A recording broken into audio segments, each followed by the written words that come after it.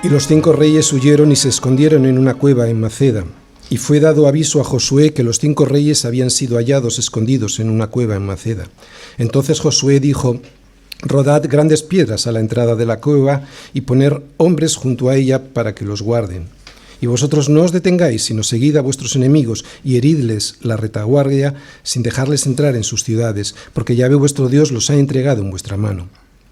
Y aconteció que cuando Josué y los hijos de Israel acabaron de herirlos con gran mortandad hasta destruirlos, los que quedaron de ellos se metieron en las ciudades fortificadas. Todo el pueblo volvió sano y salvo a Josué al campamento en Maceda.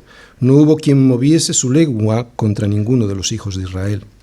Entonces dijo Josué: abrid la entrada de la cueva y sacad de ella a esos 5 reyes. Y lo hicieron así, y sacaron de la cueva a aquellos 5 reyes, al rey de Jerusalén, al rey de Hebrón, al rey de Jarmut, al rey de Laquis y al rey de Eglón. Y cuando los hubieron llevado a Josué, llamó Josué a todos los varones de Israel, y dijo a los principales de la gente de guerra que había venido con él: acercaos, y poned vuestros pies sobre los cuellos de estos reyes. Y ellos se acercaron y pusieron sus pies sobre los cuellos de ellos. Y Josué les dijo: no temáis ni os atemoricéis, sed fuertes y valientes, porque así hará Yahvé a todos vuestros enemigos contra los cuales peleáis. Y después de esto los hirió y los mató y los hizo colgar en 5 maderos, y quedaron colgados en los maderos hasta caer la noche. Y cuando el sol se iba a poner, mandó Josué que los quitasen de los maderos y los echasen en la cueva donde se habían escondido. Y pusieron grandes piedras a la entrada de la cueva, las cuales permanecen hasta hoy. Y ahora lo que vamos a ver es la toma y conquista de otras 7 ciudades con sus reyes. Versículo 28.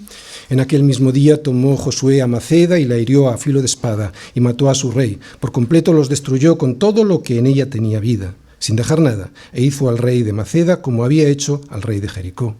Y de Maceda pasó Josué y todo Israel con él a Libna, y peleó contra Libna, y Yahvé la entregó también a ella y a su rey en manos de Israel. Y la hirió a filo de espada, con todo lo que en ella tenía vida, sin dejar nada, e hizo a su rey de la manera como había hecho al rey de Jericó. Y Josué y todo Israel con él pasó de Libna a Laquis, y acampó cerca de ella y la combatió. Y Yahvé entregó a Laquis en mano de Israel, y la tomó al día siguiente, y la hirió a filo de espada, con todo lo que en ella tenía vida, así como había hecho en Libna. Entonces Oram, rey de Gezer, subió en ayuda de Laquis, mas a él y a su pueblo destruyó Josué hasta no dejar a ninguno de ellos. De Laquis pasó Josué y todo Israel con él a Eglón, y acamparon cerca de ella y la combatieron, y la tomaron en el mismo día, y la hirieron a filo de espada, y aquel día mató a todo lo que en ella tenía vida, como había hecho en Laquis.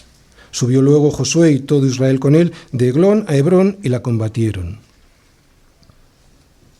Y tomándola la hirieron a filo de espada a su rey y a todas sus ciudades, con todo lo que en ella tenía vida, sin dejar nada, como había hecho a Eglón. Así la destruyeron con todo lo que en ella tenía vida. Después volvió Josué y todo Israel con él sobre Debir, y combatió contra ella, y la tomó y a su rey y a todas sus ciudades, y las hirieron a filo de espada, y destruyeron todo lo que allí dentro tenía vida, sin dejar nada, como había hecho a Hebrón y como había hecho a Libna y a su rey. Así hizo a Debir y a su rey. Hirió pues Josué a toda la región de las montañas, del Negev, de los llanos y de las laderas, y a todos sus reyes, sin dejar nada. Todo lo que tenía vida lo mató, como Yahvé Dios de Israel se lo había mandado. Y los hirió Josué desde Cades Barnea hasta Gaza, y toda la tierra del Gosén hasta Gabaón. Todos estos reyes y sus tierras los tomó Josué de una vez, porque Yahvé, el Dios de Israel, peleaba por Israel. Y volvió Josué y todo Israel con él al campamento en Gilgal. Por toda la Biblia, incluso desde el mismo inicio en Génesis, vemos las advertencias que Dios nos hace sobre las consecuencias que trae el pecado a la vida de los hombres. No es ninguna broma lo que le dice a Eva primero y a Adán después. Multiplicaré en gran manera los dolores en tus preñeces. Con dolor darás a luz los hijos. Y tu deseo será para tu marido, y él se enseñoreará de ti. Y a Adán le dijo: por cuanto obedeciste a la voz de tu mujer, y no lo dice, pero es como si lo dijera, y despreciaste lo que yo te dije, y comiste del árbol de que te mandé diciendo, no comerás de él, maldita será la tierra por tu causa. Con dolor comerás de ella todos los días de tu vida. Espinos y cardos te producirá y comerás plantas del campo. Con el sudor de tu rostro comerás el pan hasta que vuelvas a la tierra, porque de ella fuiste tomado. Polvo eres, y al polvo volverás. O sea, te estoy diciendo, Adán, que no eres Dios, y sin embargo quisiste serlo. No es ninguna broma morir a pesar de haber sido creados para vivir. Creados para vivir eternamente. Es un drama. Y Dios nos lo advierte. Dios nos ha advertido repetidamente de cómo Él trata con el pecado. Por la maldad y la rebelión de los hombres, el Señor envió un diluvio para erradicar el pecado de la faz de la tierra que afectó a todos, a excepción de Noé y su familia. Por la perversión e iniquidad de Sodoma y Gomorra, el Señor hizo llover azufre y fuego para destruir las ciudades y toda aquella llanura, con todos los moradores de aquellas ciudades y el fruto de la tierra. Por la desobediencia a sus mandatos, grandes siervos como Moisés y David sufrieron las consecuencias del pecado en sus propias carnes. Y no vemos en la Biblia mayor ira de Dios revelada desde el cielo contra la impiedad y la injusticia de los hombres que la muerte de su Hijo en una cruz, pagando por nuestras culpas, pecados, perversiones, iniquidades, mentiras y crímenes.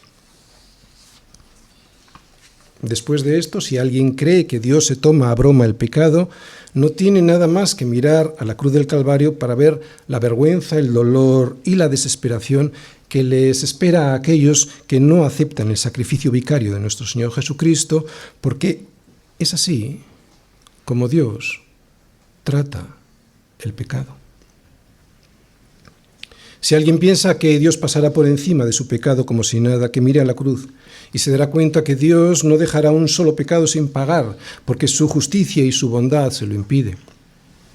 Por eso, si hay alguien hoy aquí que no ha hecho la paz con Dios, debería recordar que fuimos todos nosotros los que le clavamos en aquella cruz, que no fueron ni los judíos ni los romanos, que fuimos tú y yo por causa de nuestro pecado, que Él entregó su vida.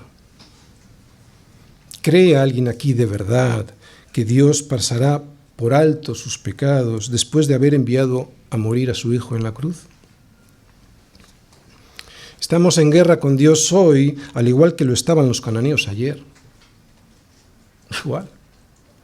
Los gabaonitas de ayer fueron mucho más sabios que algunos de hoy, algunos habitantes de nuestra ciudad. No, ellos fueron conscientes de que el principio de la sabiduría es el temor del Señor, que los insensatos desprecian la sabiduría y la enseñanza. Por eso fueron corriendo, ¿os acordáis? Fueron corriendo hasta Josué para que, como un tipo de Cristo, Josué como un tipo de Cristo, les perdonara la vida y les hiciese sus siervos.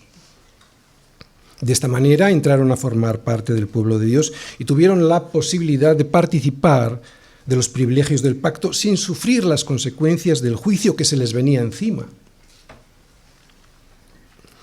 Y esto lo que nos enseña es que la falta de temor de Dios y del juicio que Dios emite sobre el pecado es el motivo por el que muchos cristianos viven practicando el pecado pensando que no les traerá consecuencias. Enseñanza.